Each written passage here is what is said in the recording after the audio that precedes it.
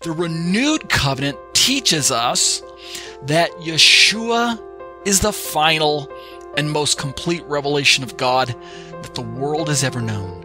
To look at Yeshua is to see the Father in flesh. This is such a foundational statement. To look at Yeshua is to see God with us. He is Emmanuel, right? God with us. Yeshua himself stated that whoever's seen me has seen the Father in John 14:8-9. The unseen, invisible God can be fully experienced by the seen and visible human being known as Yeshua. Yeshua has dual nature. He has two natures. Remember, God is one what? He's a being with three who's, three persons. And yet Jesus, Yeshua, is one who. He's Yeshua with two whats. He has a divine nature and he has a human nature. So he has two whats. To look at Yeshua is to see the Father in flesh. Such a revelation requires a metamorphosis of the heart of a man.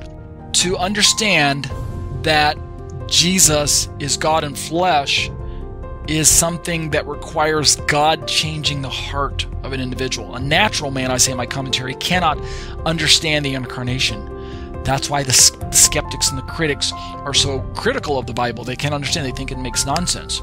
It's because they've not been regenerated from the inside out. Only a man with a renewed spirit can understand this revelation. Only a man with a renewed spirit can understand this revelation about God himself. In a crude way, you could liken seeing Yeshua like beholding someone in a mirror, right? The image in the mirror exactly resembles that which the mirror is reflecting, but in actuality, you're beholding the mirror image. And we have scriptural passages in the apostolic scriptures to confirm this particular analogy of how the Yeshua is the exact image, or exact imprint of God, right? We find this in Paul's writings. We find it in the book of Hebrews as well. That Yeshua represents the exact imprint or nature or representation of the unseeable, unknowable God. And that's why Yeshua can say to the disciples, and to anyone else, if you've seen me, then you've seen the Father. If you want to know what Philip said, show us the Father. And Yeshua's like, have I been with you so long? I'm paraphrasing. Have I been with you so long that you're still asking, show us the Father? To look at me is to see the Father, right? Just understand that I am the revelation of the Father. You can't look at God and live. You can't see his face and live. But you can look at me and you can behold the Father, and that should be enough for you. Such is Yeshua.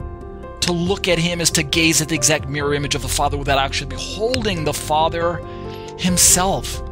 Yeshua is the veil by which the Father covered himself when walking around and walking among mankind. Yeshua is God's sukkah. Yeshua is God's tent.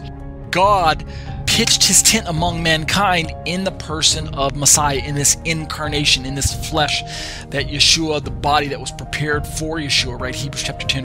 Yeshua is the veil by which the Father covered himself. He's the tabernacle that the Father used when walking among mankind. Yet it's not just a mere mask that the Father wore. Yeshua is not just a mask of God, right? That's heresy. Yeshua is a person. He is a separate person. And when Jesus talks to the Father, he's always addressing him as a separate person, right? There's no blurring of the lines there. It's a separate person. Yet Yeshua is more than just the veil of the Father. He's more than just the tabernacle, is what I'm trying to say. In his own words, and we're coming full circle, quote, whoever has seen me has seen the Father. Again, read John 14:8-9.